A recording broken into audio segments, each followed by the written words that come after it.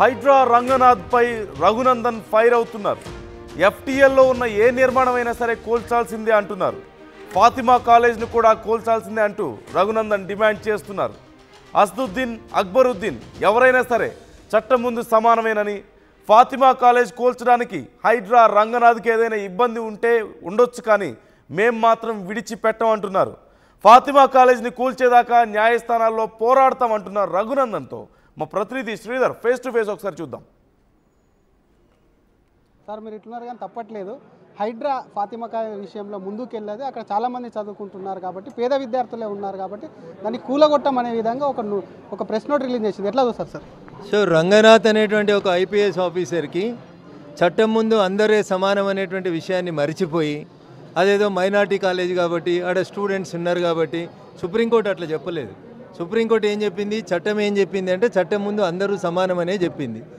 కాబట్టి ఫాతిమా కాలేజ్ అయినా, ఇంకో కాలేజ్ అయినా, అక్బరుద్దీన్ అయినా, అసదుద్దీన్ అయినా, ఎవరి కాలేజ్ అయినా ఎట్టి పరిస్థితులలో ఎఫ్టీఎల్ పరిధిలో నిర్మించినటువంటి కాలేజీని కూలగొట్టాల్సిందే.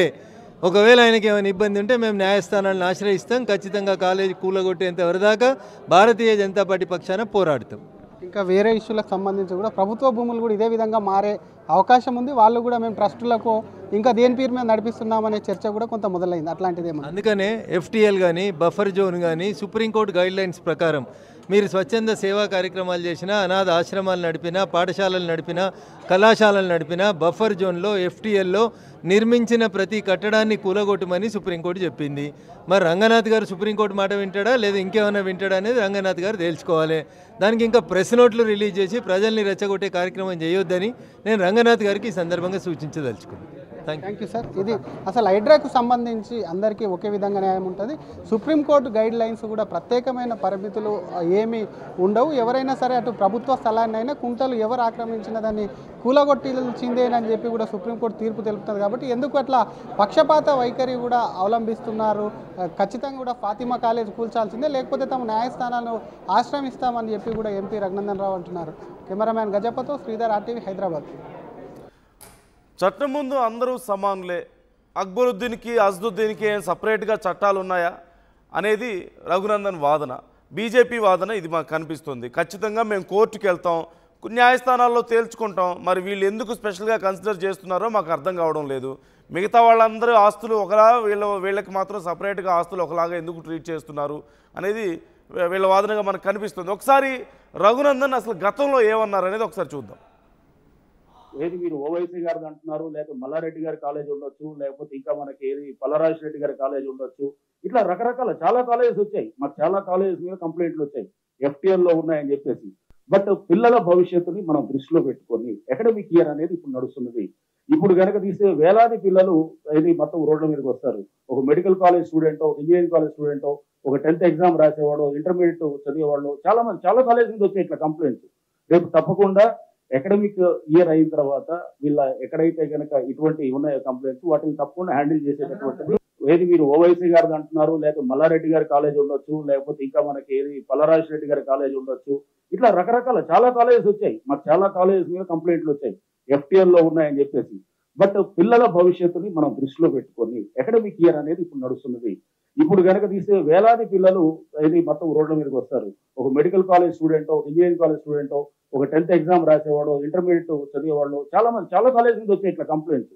రేపు తప్పకుండా అకాడమిక్ ఇయర్ అయిన తర్వాత వీళ్ళ ఎక్కడైతే కనుక ఇటువంటి ఉన్నాయో కంప్లైంట్స్, వాటిని తప్పకుండా హ్యాండిల్ చేసేటటువంటిది.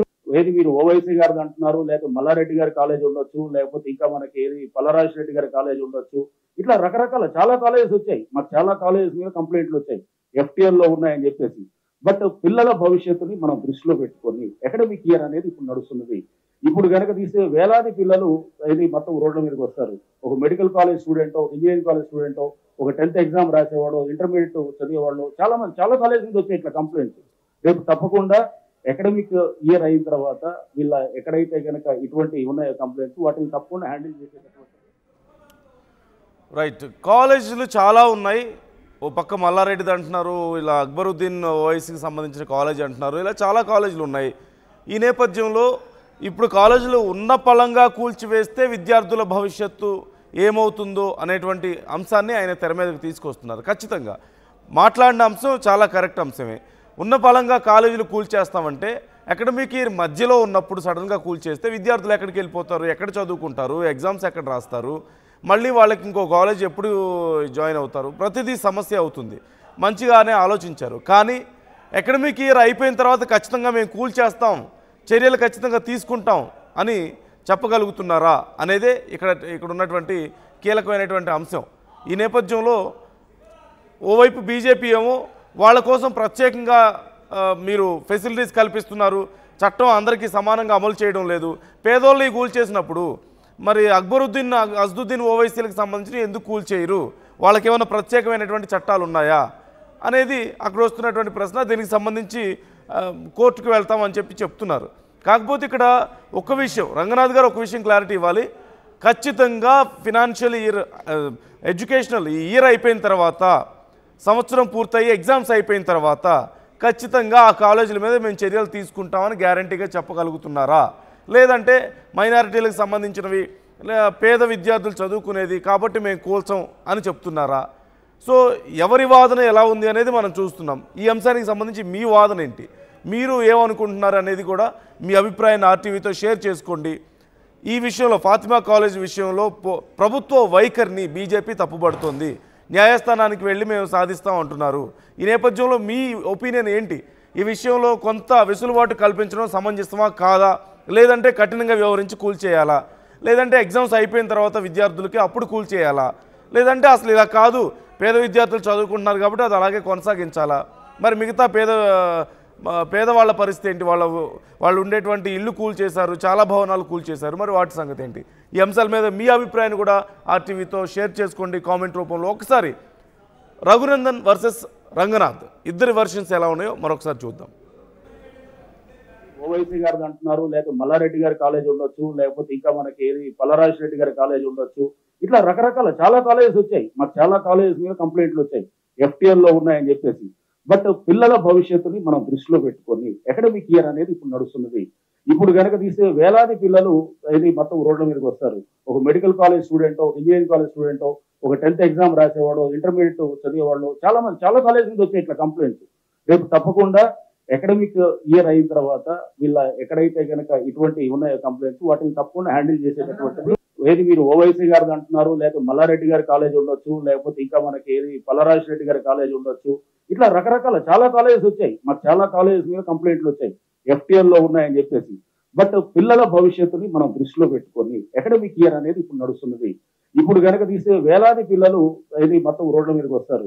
ఒక మెడికల్ కాలేజ్ స్టూడెంటో, ఇంజనీరింగ్ కాలేజ్ స్టూడెంటో, ఒక 10th ఎగ్జామ్ రాసేవాడు, ఇంటర్మీడియట్ చదివేవాళ్ళు చాలా కాలేజ్ నుంచి వచ్చాయి ఇట్లా కంప్లైంట్స్. రేపు తప్పకుండా అకాడమిక్ ఇయర్ అయిన తర్వాత వీళ్ళ ఎక్కడైతే కనుక ఇటువంటి ఉన్నాయో కంప్లైంట్స్ వాటిని తప్పకుండా హ్యాండిల్ చేసేటటువంటిది. ఏది మీరు ఓవైసీ గారిది అంటున్నారు, లేకపోతే మల్లారెడ్డి గారి కాలేజ్ ఉండొచ్చు, లేకపోతే ఇంకా మనకి ఏది పల్లరాజు రెడ్డి గారి కాలేజ్ ఉండొచ్చు. ఇట్లా రకరకాల చాలా కాలేజెస్ వచ్చాయి. మాకు చాలా కాలేజెస్ మీద కంప్లైంట్లు వచ్చాయి ఎఫ్టీఎల్ లో ఉన్నాయని చెప్పేసి. బట్ పిల్లల భవిష్యత్తుని మనం దృష్టిలో పెట్టుకొని అకాడమిక్ ఇయర్ అనేది ఇప్పుడు నడుస్తున్నది. ఇప్పుడు కనుక తీసే వేలాది పిల్లలు ఇది మొత్తం రోడ్ల మీదకి వస్తారు. ఒక మెడికల్ కాలేజ్ స్టూడెంటో, ఇంజనీరింగ్ కాలేజ్ స్టూడెంటో, ఒక 10th ఎగ్జామ్ రాసేవాడు, ఇంటర్మీడియట్ చదివేవాళ్ళు చాలా కాలేజ్ నుంచి వచ్చాయి ఇట్లా కంప్లైంట్స్.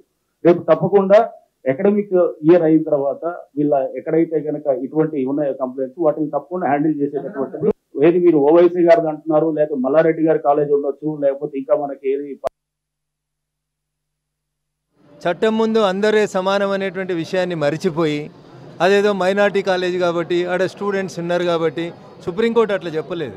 సుప్రీంకోర్టు ఏం చెప్పింది, చట్టం ఏం చెప్పింది అంటే చట్టం ముందు అందరూ సమానమనే చెప్పింది. కాబట్టి ఫాతిమా కాలేజ్ అయినా, ఇంకో కాలేజ్ అయినా, అక్బరుద్దీన్ అయినా, అసదుద్దీన్ అయినా, ఎవరి కాలేజ్ అయినా ఎట్టి పరిస్థితులలో ఎఫ్టీఎల్ పరిధిలో నిర్మించినటువంటి కాలేజీని కూలగొట్టాల్సిందే. ఒకవేళ ఆయనకి ఏమైనా ఇబ్బంది ఉంటే మేము న్యాయస్థానాలను ఆశ్రయిస్తాం. ఖచ్చితంగా కాలేజీ కూలగొట్టేంత వరదాకా భారతీయ జనతా పార్టీ పక్షాన పోరాడతాం. ఇంకా వేరే ఇష్యూలకు సంబంధించి కూడా ప్రభుత్వ భూములు కూడా ఇదే విధంగా మారే అవకాశం ఉంది. వాళ్ళు కూడా మేము ట్రస్టులకు ఇంకా దేని పేరు మీద నడిపిస్తున్నామనే చర్చ కూడా కొంత మొదలైంది. అట్లాంటిదేమో అందుకనే FTL కానీ బఫర్ జోన్ కానీ సుప్రీంకోర్టు గైడ్లైన్స్ ప్రకారం మీరు స్వచ్ఛంద సేవా కార్యక్రమాలు చేసినా, అనాథ ఆశ్రమాలు నడిపినా, పాఠశాలలు నడిపినా, కళాశాలలు నడిపినా బఫర్ జోన్లో FTLలో నిర్మించిన ప్రతి కట్టడాన్ని కూలగొట్టమని సుప్రీంకోర్టు చెప్పింది.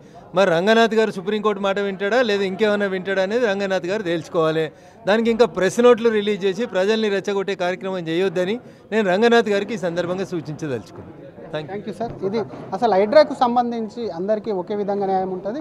సుప్రీంకోర్టు గైడ్ లైన్స్ కూడా ప్రత్యేకమైన పరిమితులు ఏమీ ఉండవు. ఎవరైనా సరే అటు ప్రభుత్వ స్థలాన్ని అయినా కుంటలు ఎవరు ఆక్రమించిన దాన్ని కూలగొట్టిందేనని చెప్పి కూడా సుప్రీంకోర్టు తీర్పు తెలుపుతుంది. కాబట్టి ఎందుకు అట్లా పక్షపాత వైఖరి కూడా అవలంబిస్తున్నారు? ఖచ్చితంగా కూడా ఫాతిమా కాలేజ్ కూల్చాల్సిందే, లేకపోతే తమ న్యాయస్థానాలను ఆశ్రమిస్తామని చెప్పి కూడా ఎంపీ రఘునందన్ రావు అంటున్నారు. అసలైన తొలి వెలుగు. Follow WhatsApp @తొలి వెలుగు official.